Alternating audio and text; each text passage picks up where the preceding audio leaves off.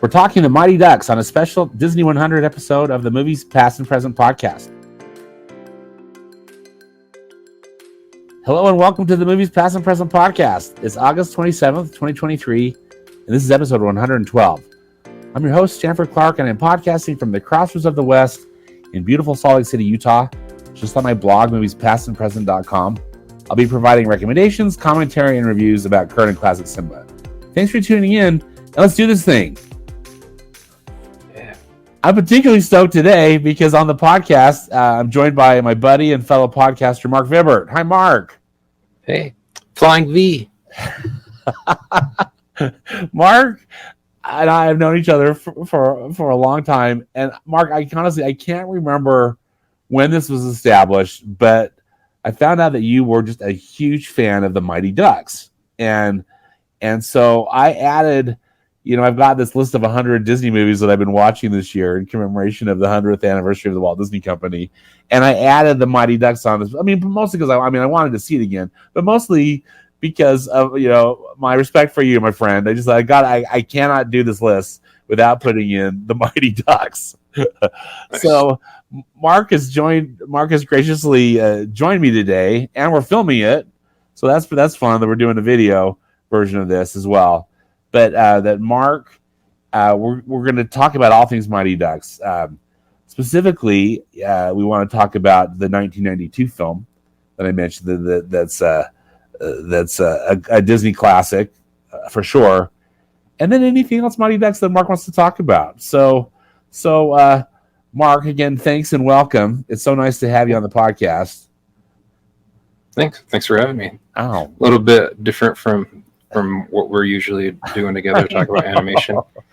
Well, Marc has graciously included me as a co-host on many episodes of his Animation Fascination podcast, which is always a blast. And so I just am very honored that you take the time to be on mine. So thanks, friend. Yeah. Marc,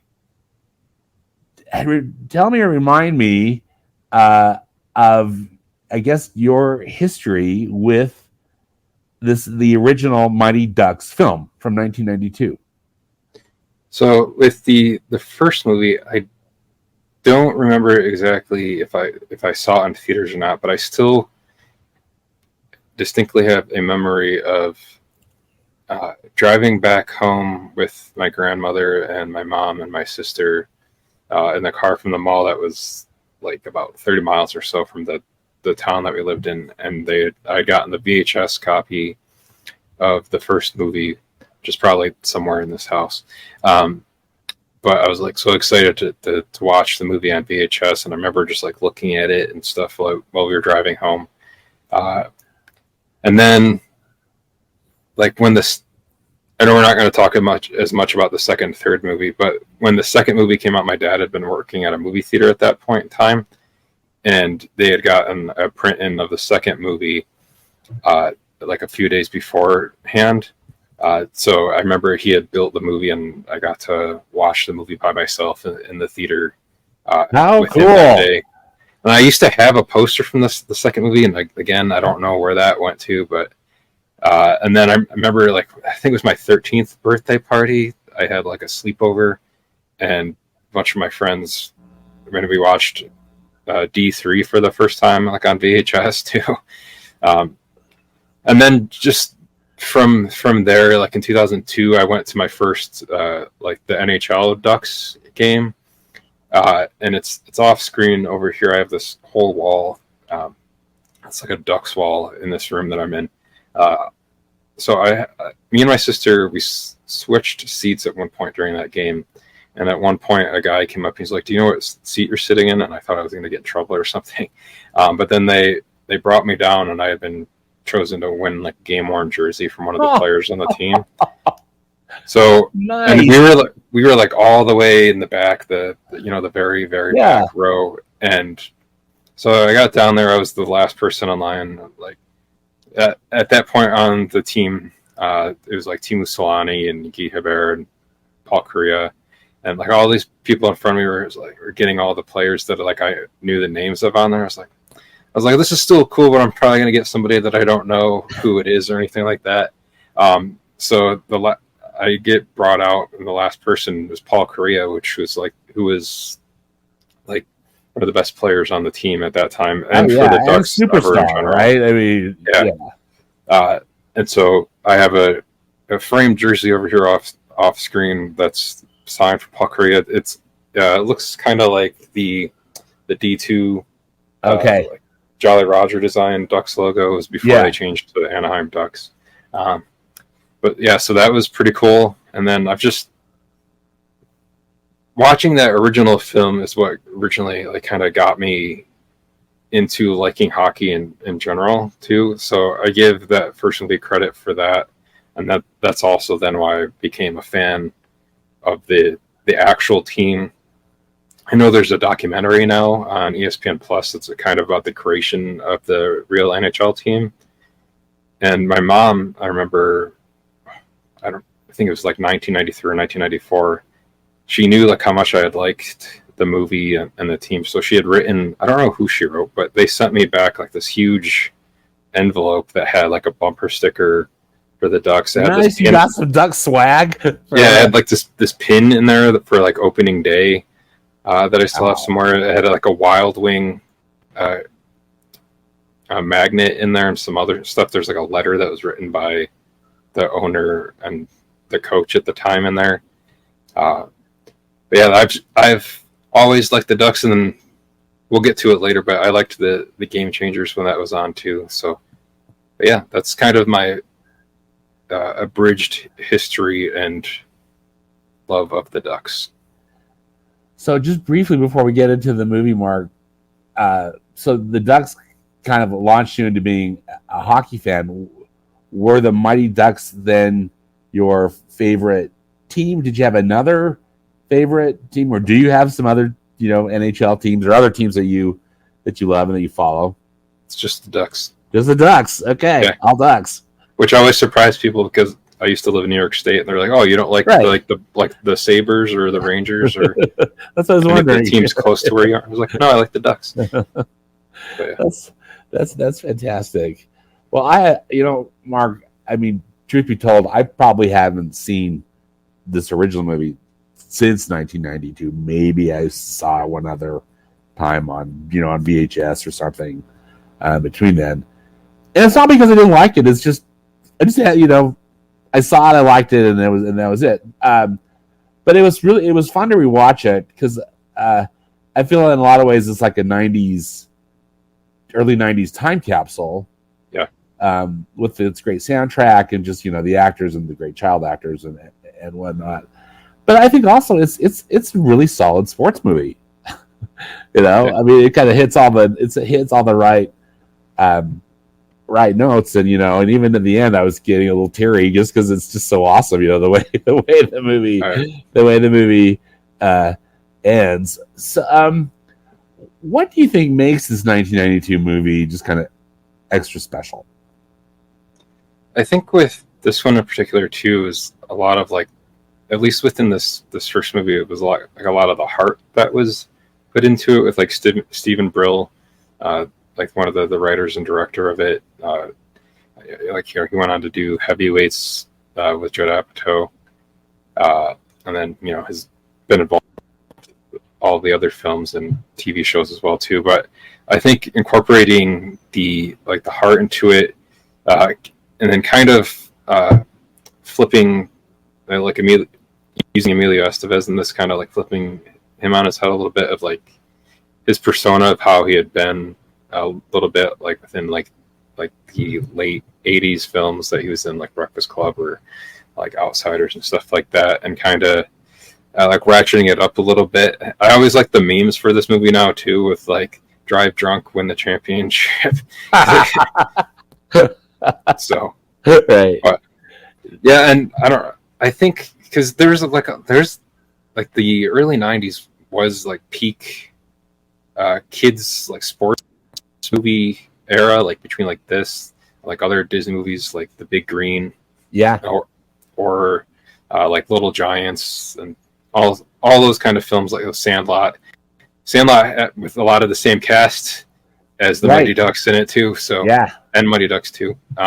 So I think think that that's why it still stands out and is like still like 30 years later, because it's actually celebrating 30 years for that movie this year.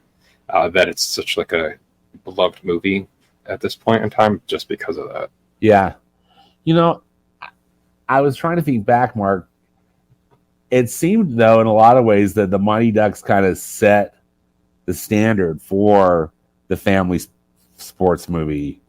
But it didn't necessarily come first, right? As we were talking about, some of these other ones might have come first, but I don't know. Did you think that the Mighty Ducks popularity, made everybody kind of want to copy it, or what's your take on that? Maybe. I know because hockey movies, kind of like in the late 80s, early 90s, were kind of popular too. Slapshot. Yeah, so more adult version, right? Grown up version. Yeah. But yeah. So it's basically making a kids family version of Slapshot. Even like Happy Gilmore that kind of came out. I mean, that's more like a golf movie, I guess, but it's like a hockey player playing golf. But still, hockey player came out pretty much within that same time period, like 92, 93. Yeah. So I think it was between that and then like the rise of popularity in hockey in the U.S. during that point of time too. So it's probably like a perfect storm of all of that coming together, and then of course like after the movie coming out, them like making the actual NHL team, and that probably was just a year after it, right? Wasn't it 1993 that Disney formed the Mighty Ducks of Anaheim? Yeah. So I think that's part of like what helped it like propel it so far too, because of all of these things happening like in conjunction with one another that basically made it what it was. Thanks for bringing up that point about Emilio Estevez's character, because in a lot of ways he's like playing the character that his brother Charlie Sheen did in Wall Street, right? Just a total scumbag.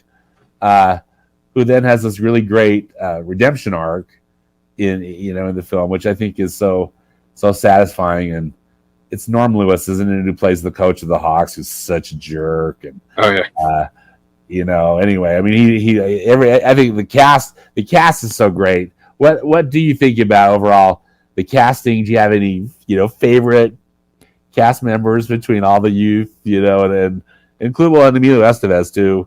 And everybody else, any favorites that stand out to you? Oh man, so like Joshua Jackson obviously is as Charlie Conway. Yeah, Joshua Jackson, was that his first film? I don't know. I meant to look that up. Yeah, I don't think so. But Joshua Jackson, Sean Weiss as Goldberg, classic.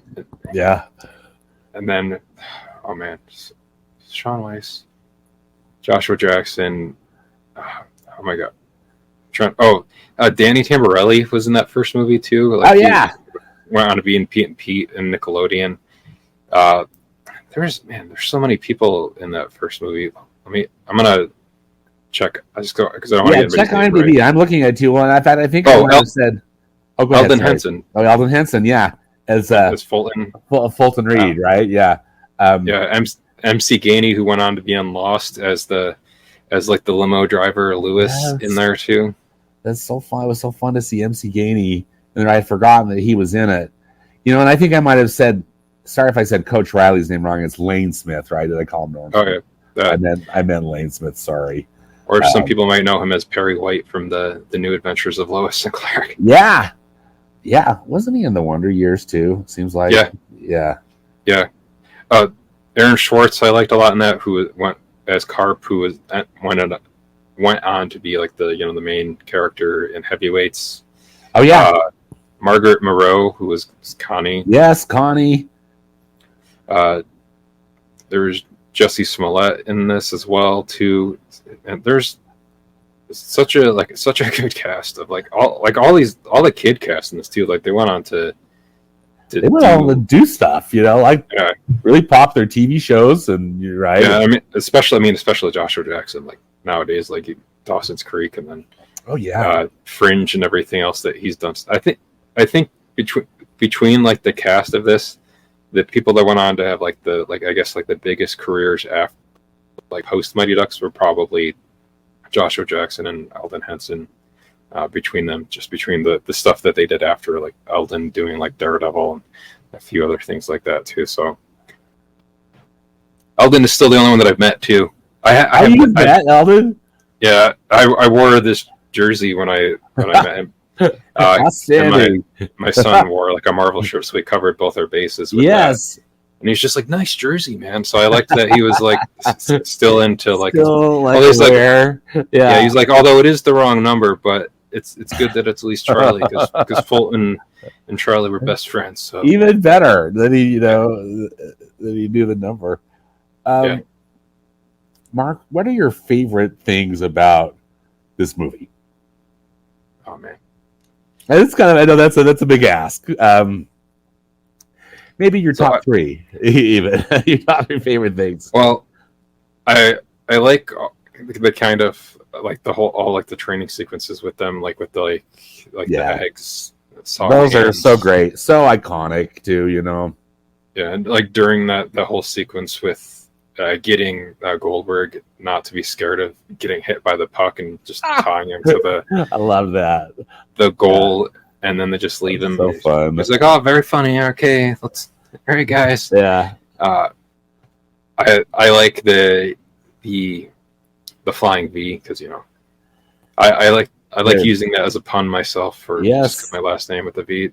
But which is funny because a lot of people that were like very precise on like the whole the real rules of hockey, like how you wouldn't be able to do that because it would be like an instant icing, a penalty because everybody was behind the net at that point.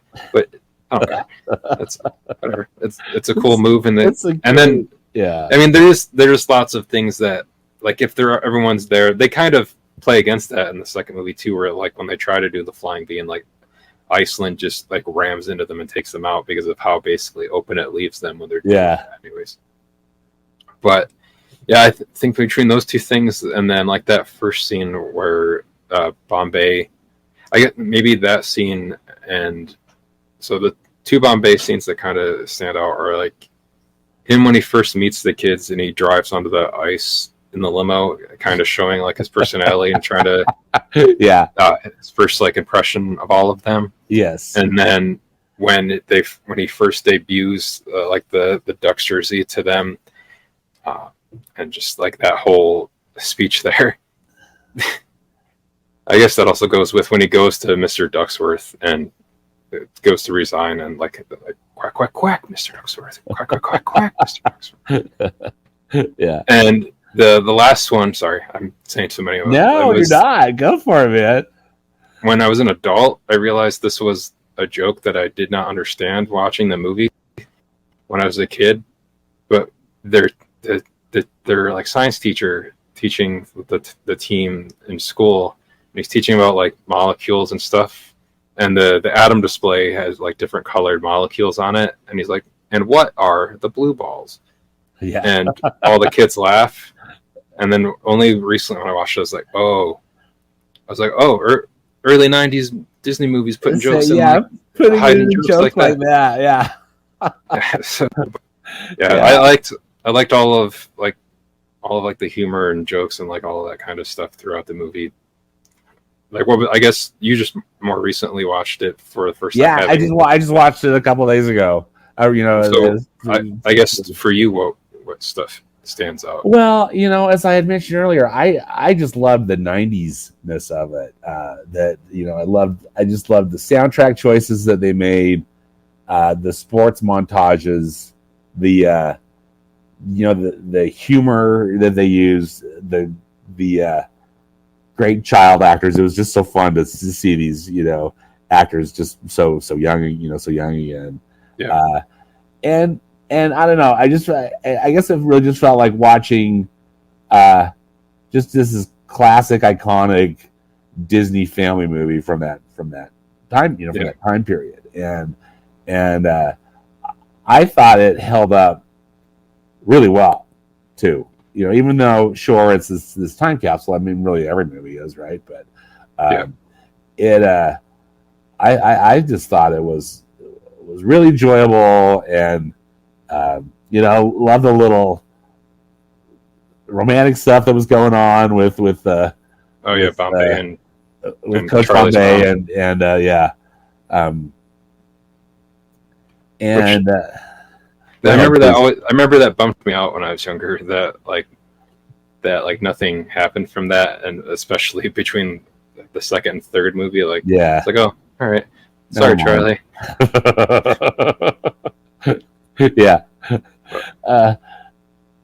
But it was just a totally fun watch. I was so glad I had added it to the list. And also, Mark, kind of it made me a little melancholy because I'll be anxious to hear, kind of what we're going to talk about more with Game Changers and whatnot. But I feel like that movie, that type of movie, is really lost. I don't know.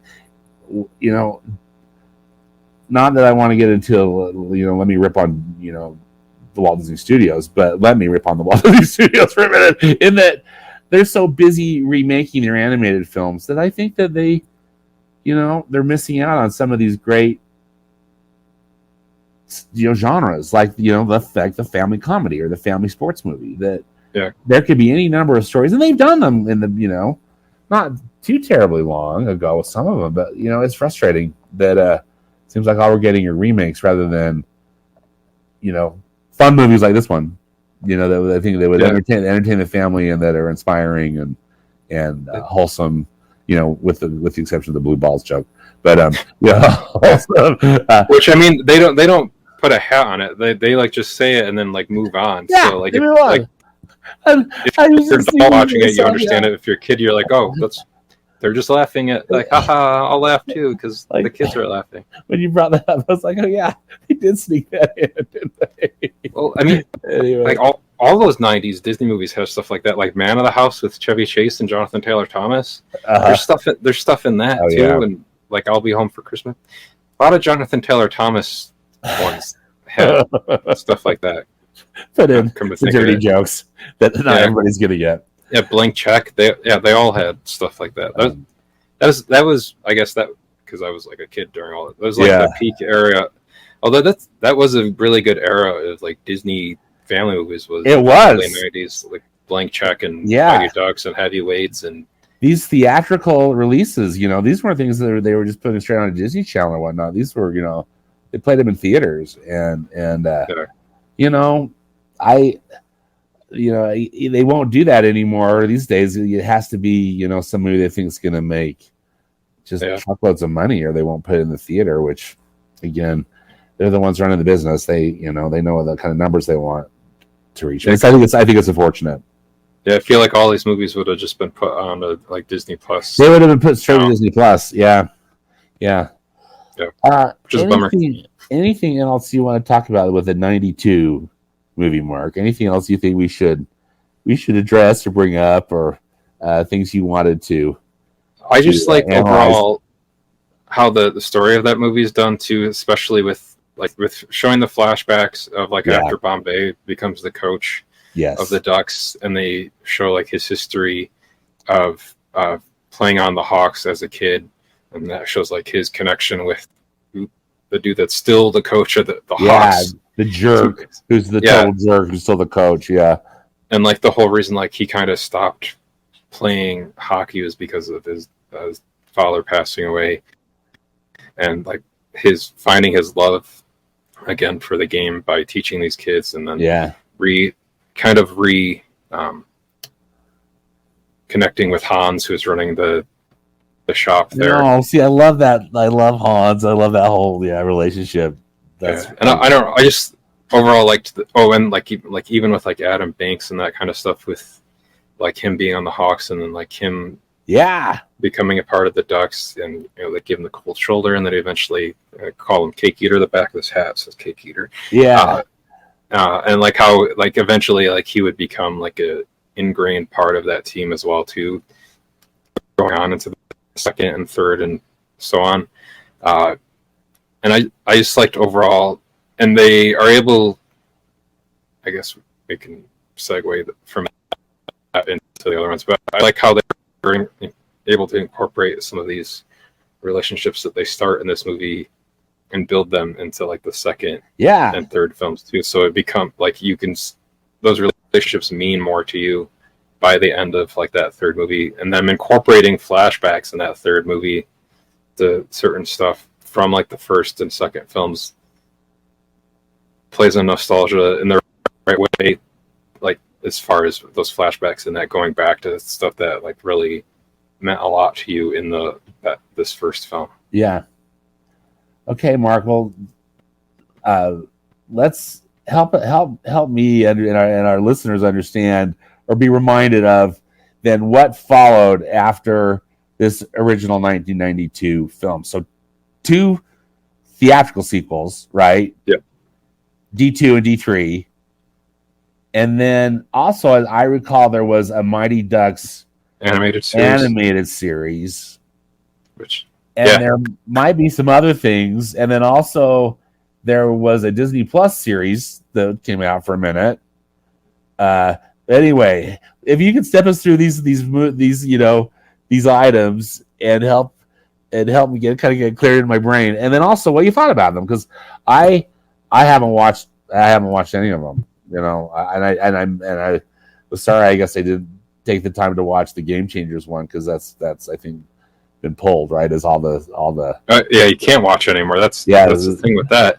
Yeah, although stuff that's been pulled. Hopefully they're going to put it out on. Yeah.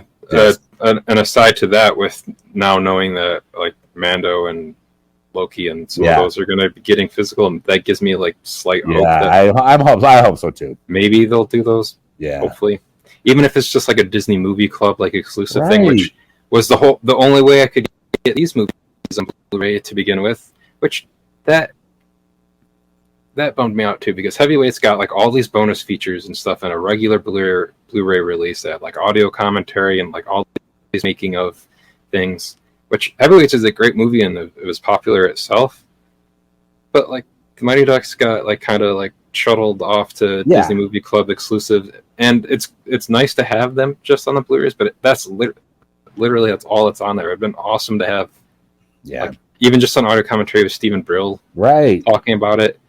But so D2 came out in 1994, and then so that's, if people are watching a video of that, that's what the US Team USA jersey is here. Yes. That's where the Jolly Roger logo got introduced. That debuted the logo that the actual NHL team would use. So in that one, the team, after they won the championship in the first movie, go on to compete in the Junior Goodwill Games in California, and then that one introduces some new players to the team. Some of the actors that joined this one are some other people that were also in the Sandlot, like the main kid from the Sandlot, Luis.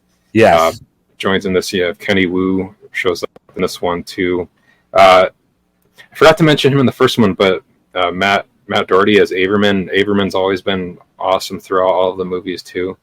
And this movie kind of started the thing that would happen between the 3 movies too, is like some of the Ducks would fall off in between these. Like not everybody that was in that first movie comes back for the second one. So like Carpin, like Danny Tamborelli and a few others don't come back for the second one. And then like Jesse actually doesn't come back for the third one either too, even though he was in.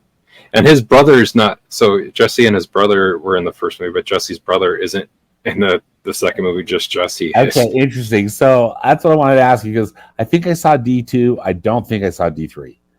But it seemed to me that much of the cast returned for that sequel. That was just a couple years after, including Emilio Estevez, right? Yeah. And D2 also introduces the Bash brothers with Fulton and Dean Portman in that, where they like basically become like the enforcers on the team. The second movie is also one that introduces Kenan Thompson as Russell Tyler and the Knuckle Puck. If anyone, that became like a very popular thing from that. I really liked the second one a lot too as a kid. It has sort of the same exact storyline as the first movie a little bit. Yeah, very slightly, just because it kind of has Bombay reverting back a little bit, like regressing to just being like super competitive jerk. Yeah, and like they call him Coach Blood in the movie, and there's like this whole sequence of him like doing photo shoots and stuff with like for the Hendrix sports brand that Hendrix shows back up later on in Game Changers as like a little like Easter egg in there, and this one also had like their competition against Iceland, who they'd go on to. Like Iceland was basically the Hawks of D2. Okay. Also has like Julia Gaffney kind of takes over as the goalie in this one too. So there's like that whole kind of thing with her and Goldberg. But I liked this one a lot too. It's cool too because like by the end of the movie, spoiler alert, they switch out from the Team USA jersey to the Jolly Roger-esque Ducks jersey, which what the professional team was wearing, right? Wasn't that what the NHL team? Yeah. Okay. And then after that one came D3. So I'll do the movies first, so we can touch on like because the animated series is kind of very tangential. It's not like connected. Yeah, it's not really other than the name, right? And I guess and then it's hockey. It's not. There aren't like characters or whatever. It's like this whole new. It's like ducks, animated ducks, right? Yeah, they're anthropomorphic ducks from the planet Puck World. Yeah, which are ducks that like the entire planet like is super into hockey. Wild Wing, who is like the mascot for the actual duck team, he's like the leader of them in the animated series, and like the mask that's on the Jolly Roger like logo, when he puts that on, it gives him like powers in that, and it like becomes gold. There's like, and they actually are the Mighty Ducks team on the planet Earth in the show. Okay. So do they play against human players or? Yeah. Okay. Yeah. And there's like a whole like alien, like evil alien guy. It's like it's very 90s Disney. It was part of the Disney Afternoon block of animation. Yeah. So it's like if you watched any of the Disney Afternoon animation stuff, it's very within that same stuff. Look and feel of those. How many seasons did it run, Mark? And when did it start too? So that one, I want to say, I'm trying to remember that one. So they released it first as like a straight to VHS movie. It was like it was called Mighty Ducks the movie. Oh yeah, the first Face Off came out in 1996. Okay, and I don't remember exactly how many episodes the animated series was. So it's coming back to me. Direct to video. Yeah, so it's 26 episodes. But yeah, it was a interesting show. But yeah, so that came out the same year as D3. The TV series. I liked it when it was on. I think I have a McDonald's toy somewhere that's nosedive from it. It's how like a could little you puck. Not, Mark? I mean, it was Mighty Ducks. I bet it was, and I bet it was fun. I didn't pay any attention to it, but I think it's because a little older and not into it. But still, I bet it was fun. Jim Belushi did a voice in it. Nice. Yeah, and all the Disney. Yeah. So, and then the third one that came out in 1996, and in that one, the team basically gets scholarships to a prep school. So think Mighty Ducks meets Dead Poet Society, kind of. Let's go to college. where they have to take on a varsity. So like the Hawks or the Iceland team in this one, they all kind of follow the same formula, right? But I don't care. Where they take on like a varsity team in that. So this one, like you said, even though they're in high school, technically it is very college prank-esque type, like Animal House type stuff, where they like Charlie and the rest of the ducks put like horse poop like in the varsity teams like sandwiches and stuff because they are giving them crap. They put ants like in their beds and stuff like that. Yeah. This one also, Emilio Estevez is more or less kind of like a and featuring Emilio Okay. because he's like in the opening. He's a presence, but he's not really in the movie. Yeah, and then he kind of comes back at the end for the last game. He's like there in the crowd for the last game or something.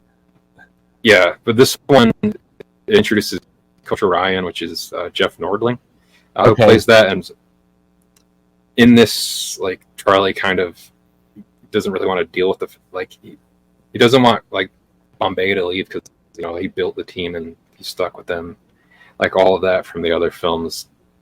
So he doesn't really want to accept like the new coach's ways of doing things. So he kind of drops off the team and for a while and comes back. There's a whole sequence with him and Fulton just kind of not being on the team. And like, he eventually comes around and like he and the new coach, come to like an agreement with one another, kind of like he sees what he's trying to do and everything like that. This one also, Paul Correa has like a cameo in it as himself. Okay. Who randomly like comes to like the game at the end of the year. Is that his game at the college? Yeah. And then like that one ends with the Ducks winning again. And that's one of the things that Bombay does at the end, is that like a banner comes down and the team at the prep school at that point was like the Warriors or something like that. So at the end, that thing comes down and says Eden Hall Mighty Ducks. I have a shirt somewhere too with that on it, where it's like the Eden Hall colors, but with the Ducks logo. And they're just like, look what Bombay did. So it's like basically the Ducks have now become like the Eden Hall team. And then after that, like nothing else came out for like a long time until Game Changers in 2021. Okay, so Game Changers it seems to me that I remember being announced almost like around launch, Disney Plus launch, right? Like this was upcoming, but it didn't actually get put on Disney Plus until 2021. Yeah, it debuted in March of 2021. Okay, and so that one, like the lead was Lauren Graham. Yes, who also produced it. Stephen Brill came back as a writer for the show too, as well. Does Emilio Estevez show up at all? Yeah, he's all through the first season of the show, and they eventually kind of incorporate him into it, and he like owns like this ice rink called the Ice Palace, and he's again regressed basically almost all the way back to Bombay from Ducks 1. Yeah. But then has essentially the same journey from the first movie with this like new group of kids. The same character arc. Yeah, and like Lauren Graham, her son in it is a kid named Evan, who is so in this too. Like when the show starts, the Ducks, as a franchise within like the universe of the show and whatnot, has become they've essentially become the Hawks. Okay. Now, and they've been very successful. Because of everything that club the original team did and everything, they've become like this whole like juggernaut of whatnot and everything. Evan's on that team; he gets cut from it. So then Lauren Graham forms a team with her son and then a bunch of other kids that are, kind of fit like the same kind of archetypes from the first movie in there. And so that's where it comes in with like Bombay eventually like teaching them some of the same stuff like soft hands and whatnot. There's a fan favorite episode in that first season that's called Spirit of the Ducks, which was like the 6th episode.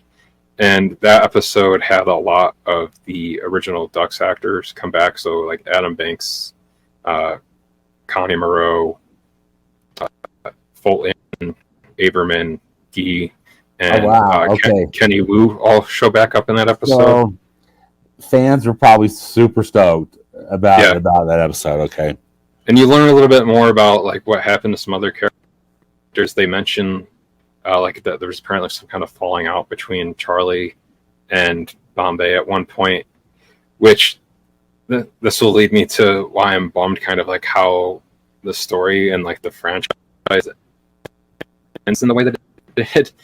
Is so like season 1 was really good. I liked how it all wrapped up. They eventually get the Ducks name back and everything like that. They take back like the old District 5 kind of jerseys for it too. But with the second season, it was they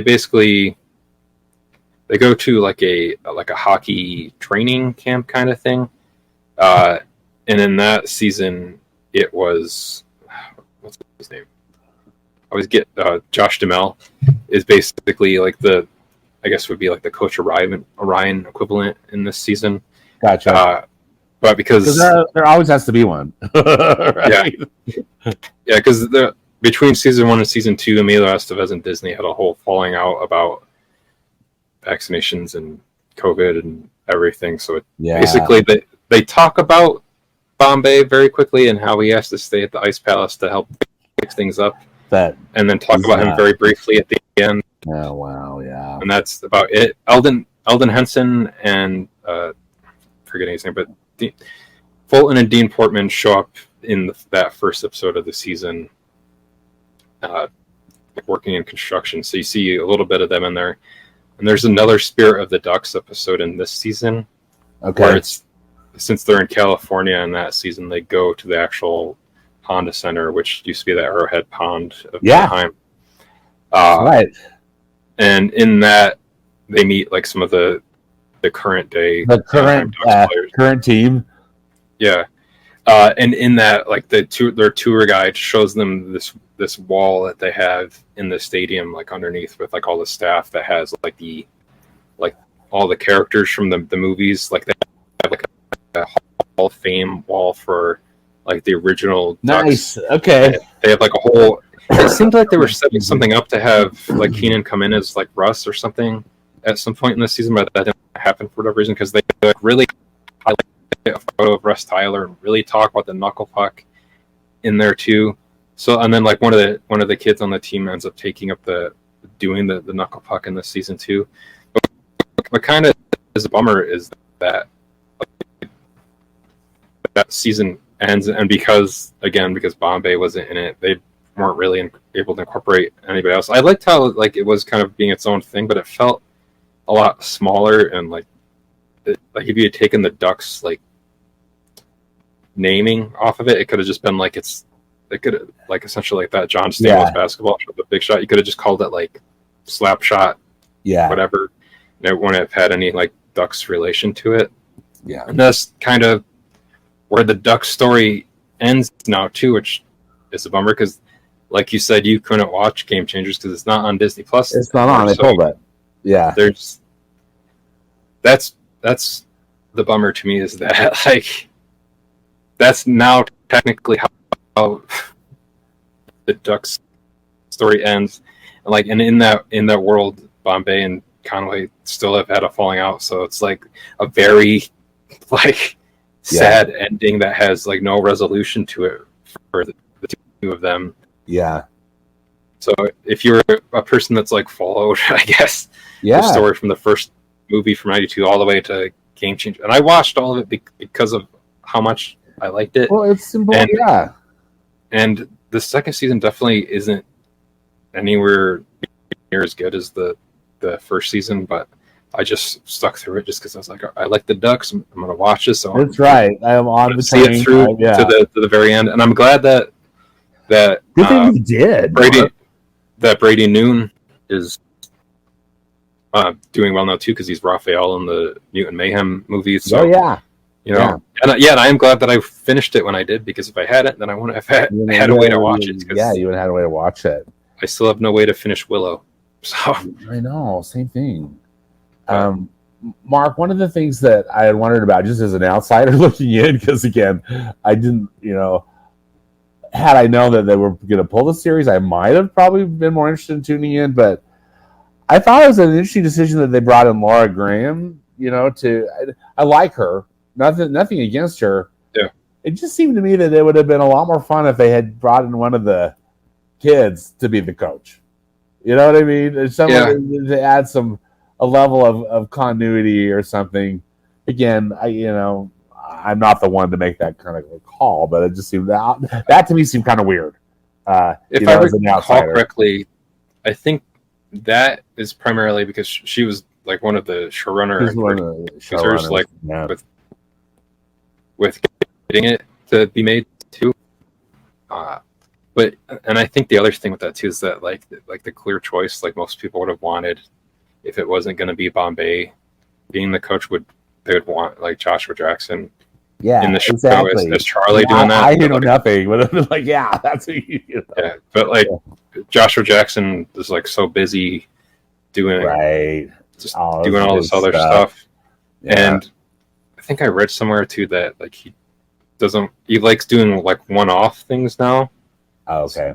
So like he usually doesn't want to be involved with things that he knows are going to be going on and on. But and it would still have been cool to have him like show up in like that Spirit of the Ducks episode. Right. Be there for part of an episode. Yeah, I guess the other thing that first season had going against it too is like they were shooting it during the height of COVID too. So like the people that they did get into it were like the only people that could get up to Vancouver. Yeah. And also, sit for 2 weeks and wait and then film. Yeah. So like, I think it was like a perfect storm of stuff kind of holding stuff back because like I think I read something else. Stephen Brill said that Keenan wanted to come on and do something as Russ, and he said that Joshua Jackson did want to also come on and do that, but like just timing and all of that all of the stuff didn't. So like, what a horrible time to try to put together a show, right? With all these obstacles. Yeah. How many episodes were each? Oh, go ahead, please. I was just going to say, I kind of hope that they do. I don't know if it was 20 episodes total, so it was 10 episodes of the first season, 10 episodes of the second season. Okay. But I don't know, I kind of, because of how it ends, I hope that they do a full movie in some way. Yeah.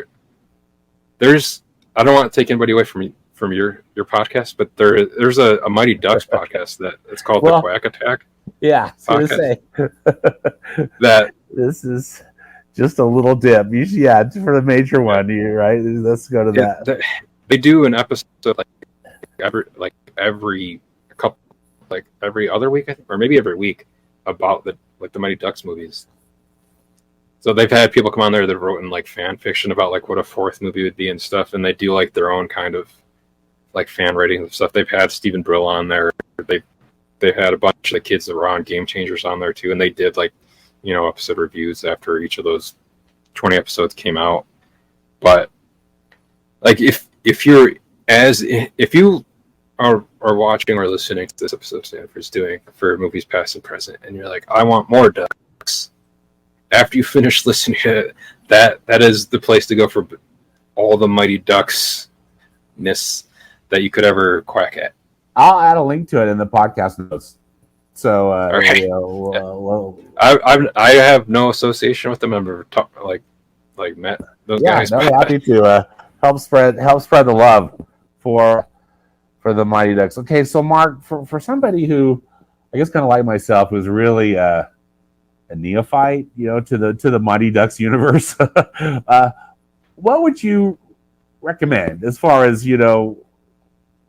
and I guess also part of the challenge is where can you watch it? Because maybe you can see the 3 movies, but the animated series is probably not on Disney Plus anywhere or anywhere. Is it on YouTube? Does someone have it on YouTube? Bootlegs? The animated series actually is on Disney Plus. Oh, okay.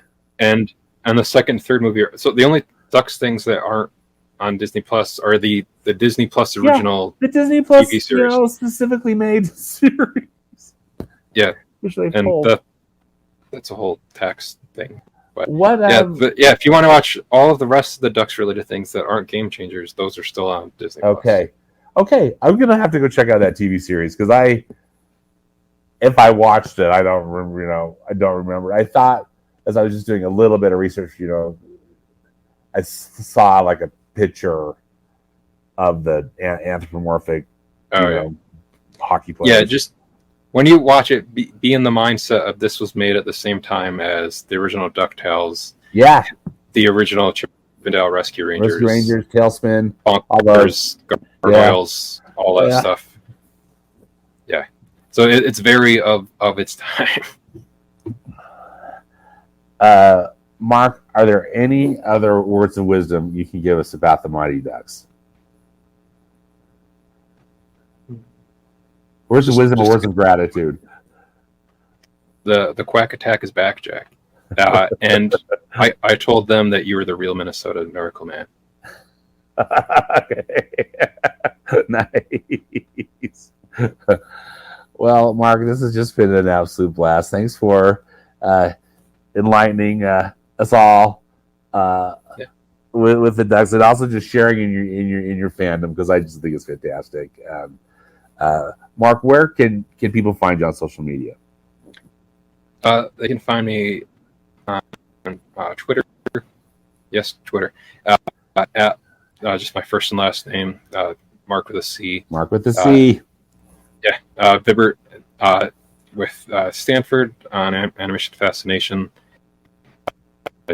All the stuff has Linktree. So if you search Linktree and then my name, or Linktree and Animation Fascination, or Linktree and Hold a Maneuver, you'll find all the things related to me and stuff that I talk about. And Stanford's been on Holdo. He's been on Animation. Animation Fascination is me and Stanford. So if you like hearing Stanford talk on this, you want to hear Stanford talk more, you can also hear him on Animation Fascination as well. Thank you, Mark. Well, it's been so much fun. Thanks for taking the time. Thanks for sharing stuff with us. This has just been a blast. Thanks for having me. Well, that always does happy it to for talk about the Mighty Ducks. Oh, this has been so much fun. Thank you. And I'm excited. I'm going to be adding some stuff to my queue. Well, that does it for this episode of the Movies Past and Present podcast. Links and more information about the movies discussed in today's podcast can be found in the podcast notes on my blog at moviespastandpresent.com. Subscribe to the podcast where you listen to your podcasts, and follow me on Instagram. I'm at moviespap, as in past and present. As always, I hope you will enjoy some good movies this week, whether they be from the past or the present, and watch some Mighty Ducks stuff, right? Thanks again for listening. Until next time, be safe out there and dedicate yourself to the truth.